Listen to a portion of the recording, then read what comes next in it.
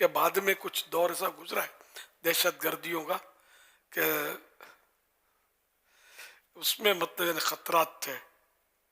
تو اس میں بھی ایک بار میں جا رہا تھا اپنے گھر شہید مسجد سے نماز پڑھ کر، مسالم میں گھر تھا ہمارا. تو چوک پر جب پہنچا تو اتنی بڑی گن تھی، وہاں دہشت گردیاں عام ہو گئی تھی ان دنوں. اتنی بڑی گن اس کے پاس تھی، اسکوٹر میں یوں کھڑی کر کے آ کے میرے پاس رکا گیا. جب میرے کو بولتا ہے کہ یہ فلاں جگہ کہاں ہے تو میں اس طرف چلے جاؤ. تو وہ تھوڑا یوں کیا گیا، پھر مڑ کے واپس. اب میں سائڈوں سے دیکھوں گا کرے گا کیا.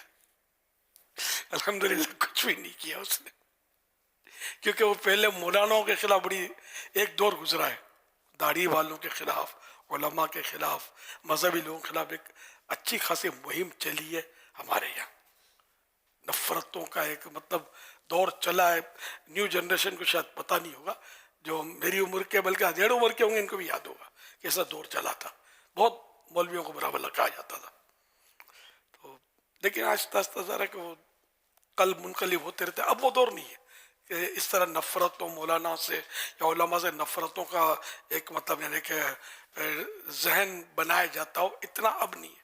سوشل میڈیا نہیں تھا ان دنوں، لیکن یہ ذہن بناتے تھے اخباروں میں اور دیگر جو بھی ذرائع ان کے ذریعے، تقریروں میں کچھ ایسے. مطلب اب میں زیادہ بولتا نہیں، مطلب تھا مطلب ایک وہ جو کرتے تھے وہ بھی ہم مر پھٹ گئے ہوں گے. ساری زندگی کتنی مطلب اب کوئی بڈھے ہو گئے ہوں گے تو اب وہ یہ دھندے کرنے کے قابل نہیں رہے ہوں گے. ہر کمال کو زوال ہے. اس دور میں ان لوگوں کا کمال تھا جو ایسا کرتے تھے. مجھے سب پتا ہے، مطلب میں کچھ وہ اشارہ نہیں کر سکتا. باقیات تو عام طور پہ سب کے ہوتے ہیں.